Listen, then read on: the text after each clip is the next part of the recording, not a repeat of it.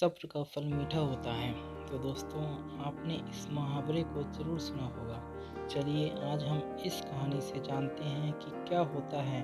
इस कहानी में बताया गया है कि तारों को कैसे ईर्ष्या का भाव उत्पन्न होता है और श्री नारद मुनि उनको कैसे इस मुहावरे का अर्थ समझाते हैं। यह अत्यधिक सुंदर और प्रेरणादायक कहानी है। जब सूरज अस्त हो रहा होता है तो हल्की हल्की संध्या से उत्पन्न होती है और चारों तरफ शांत वातावरण जैसा एक अंधेरा सा छा जाता है। सभी जीव जंतु पशु पक्षी अपने निवास स्थान को जाने लगते हैं और हल्की हल्की हवा चलने लगती है।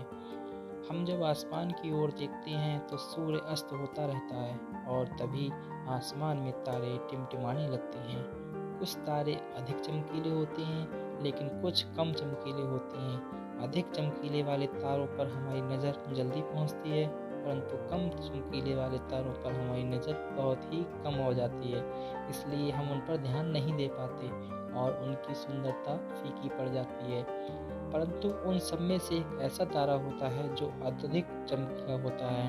उसके आने से पूरा आसमान जगमगा आता है। वह इतना सुंदर और चमकीला होता है कि उसके जगमगाते ही लोगों के चेहरे पर खुशी आ जाती है और उसे हम स्वाति नक्षत्र के नाम से जानते हैं।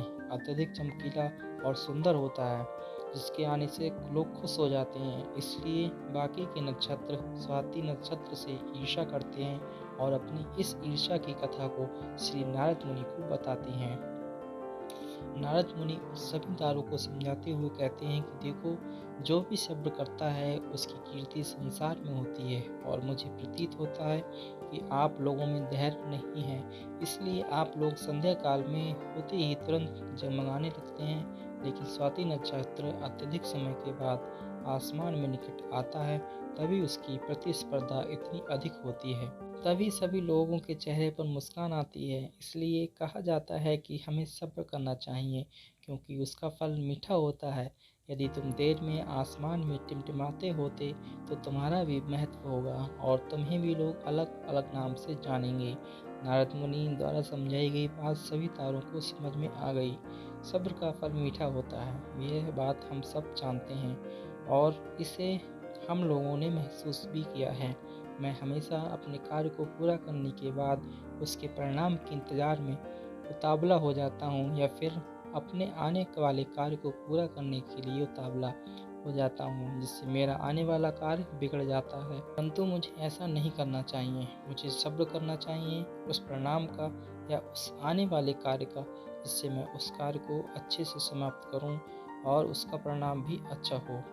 हम जानते हैं जल्दी में लगाया हुआ निशाना हमेशा अपने गोल से बाहर जाता है। हमें धैर्यपूर्वक उस निशाने को भेजना चाहिए, तभी हमें जीवन में सफलता मिलेगी। हमें किसी भी कार्य को धैर्यपूर्वक करना चाहिए, तभी सफलता के दरवाजे खुलते हैं। धैर्य ही ऐसा शस्त्र है जो विकट परिस्थितियों में मनुष्य के मस्तिष्क का संतुलन बनाए रख सकता है और उसके आगे आने वाली चुनौतियों को से निपटने के लिए नए मार्ग को बतला सकता है। बड़े बड़े महात्मा और महापुरुषों के द्वारा भी बताया गया है कि हमें भी किसी कार्य में सफलता पानी है तो उसे चिंता मुक्त होकर करना चाहिए और सब्र रखना चाहिए। परिणाम का सफलता अवश्य मिलेगी।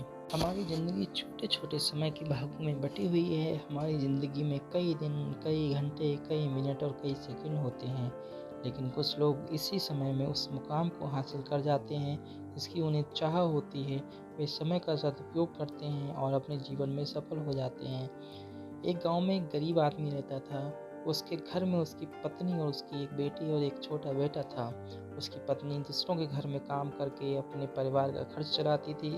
उसका पति, जिसका नाम रामू था, रामू दिन भर नशे में डूबा रहता था और दूसरों के साथ अपना समय बर्बाद किया करता था।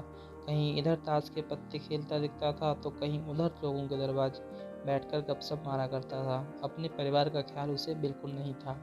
उसके माता पिता ने उसकी शादी कराकर गलती कर दी थी। बेचारी उसकी पत्नी दिन रात काम कर अपने बच्चों का पेट पालती थी, इसलिए उसकी पत्नी प्रत्येक दिन दूसरों के वहाँ काम करती थी। लेकिन रामू को इन सब बातों से कोई फर्क नहीं पड़ता था। उसे बस अपना समय बर्बाद करके हंसी मजाक और पत्ते खेलने में बहुत मजा आता था। शाम को शराब पीकर घर आकर जोर जोर से अपनी पत्नी को चिल्लाता था, कई बार उसने अपनी पत्नी को मारा भी, लेकिन अब उसकी पत्नी करे भी तो क्या करे, वह अपने बच्चों को छोड़कर नहीं जा सकती थी। रामू को जो भी समझाता था, रामू कुछ कार्य करो, पैसा कमाया करो, अपने परिवार का खर्च उठाओ, तुम्हारे 2 बच्चे हैं, तुम्हारी पत्नी है, उन्हीं की देखभाल करो, ऐसा अपना समय क्यों बर्बाद कर रहे हो। लेकिन रामू उसके ऊपर बिगड़ जाता था और कहता, तुम्हें इससे क्या लेना देना, मैं कुछ भी करूँ, ये मेरी जीवन है, मैं तुम्हारे घर में खाता हूँ क्या। इसके कारण कोई भी गांव का सदस्य इससे इस विषय में बात ही नहीं करता था।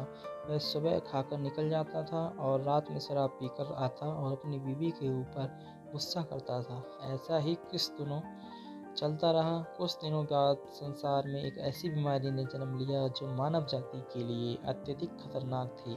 चारों तरफ उस बीमारी का कहर था। आप सब जानते होंगे, मैं कोरोना वायरस की बात कर रहा हूँ। जब सरकार द्वारा लॉकडाउन लगा दिया गया, तब चारों तरफ लोगों का एक दूसरे के वहाँ आना जाना बंद हो गया था। सारे कार्य, सारी फैक्ट्रियाँ, सारी गाड़ियाँ इत्यादि बंद हो गए थे। अब रामू का परिवार भूखा मरने लगा था, क्योंकि उसकी पत्नी जो रोज कमाने जाती थी, वह अब किसी कारण नहीं जा पा रही थी। लोग उसे अब काम पर बुलाना बंद कर दिए थे। उसके परिवार में अनाज का एक दाना भी नहीं पता था और उसके घर में कुछ पैसे भी नहीं थे। अब वह क्या करता। उसका छोटा बेटा भी बीमार हो गया था। उसके बच्चे की तबीयत ज़्यादा खराब हो गई थी। तब भी रामू को समझ आया, अपने परिवार पर ध्यान देना चाहिए। अपने बच्चे को अस्पताल ले जाने की सोचा, लेकिन उसके पास तो पैसे थे ही नहीं। उसने गांव वालों से पैसे मांगने गया। गांव वाले ने कहा, पहले कहने पर तो हम लोगों को ही जली कटी सुना दिया करते थे, अब इस लॉकडाउन में हमारे पास पैसे कहाँ से आए, यही कहकर वह लौटा दिया करते थे। रामू बहुत परेशान हो गया। अब वह करे भी तो क्या करे। यह चाहकर भी कुछ नहीं कर सकता था। एक दिन पूरा बीत गया। उसके बेटे की तबीयत और ज़्यादा खराब हो गई। तभी किसी तरह उसकी पत्नी जहाँ काम करती थी, वहाँ से कुछ पैसे जुटा कर लाई और रामू अपने बच्चों को हॉस्पिटल ले जाने की तैयारी की। रामू अपने बच्चों को लेकर गांव के बाहर एक अस्पताल में पहुंचा। रामू दौड़ता हुआ डॉक्टर के पास गया। उसने कहा, मेरे बच्चे को बचा लीजिए। डॉक्टर साहब ने सारे इंस्ट्रूमेंट लगाकर चेक किया, तब उसका बेटा मर चुका था।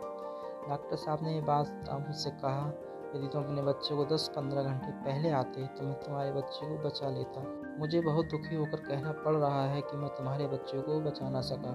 यह सुनकर रामू के पैरों तले जमीन खिसक गई। वह रोने लगा, कहने लगा कि यह सब मेरी गलती है, मेरे जीवन में कुछ नहीं किया, सिर्फ अपना समय बर्बाद किया। यदि आज मेरे पास पैसे हो जाते तो मैं अपने बेटे को हॉस्पिटल जल्दी ला पाता और बेटा बच जाता। मैंने अपने जीवन में बहुत समय को बर्बाद किया, लेकिन आज मुझे समय की अहमियत का पता चल गया है। तो दोस्तों, ये जो रामू की कहानी है, हमें शिक्षा देती है कि हमें अपने समय को बर्बाद नहीं करना चाहिए, उसका सदुपयोग करना चाहिए, तभी हम अपने जीवन में सफलता मिल सकती है। इस कहानी में अगर रामू पहले से काम करता होता तो उसके पास पैसे होते और अपने बेटे का इलाज करा पाता, जिससे उसका बेटा आज जिंदा हो पाता। मित्रों, हमें हमेशा अपने समय का सदुपयोग करना चाहिए। आशा है कि आप करेंगे। धन्यवाद वीडियो देखने के लिए। अगर वीडियो अच्छी लगी हो या इसकी कुछ बातें अच्छी आपको लगी हों तो इस वीडियो को शेयर ज़रूर करिएगा अपने मित्रों में, परिवार के लोगों में, और साथ ही साथ हमारे इस चैनल को सब्सक्राइब भी कर लीजिए, ताकि ऐसे ही सुंदर सुंदर अच्छी अच्छी कहानियाँ आप तक पहुँचती रहें।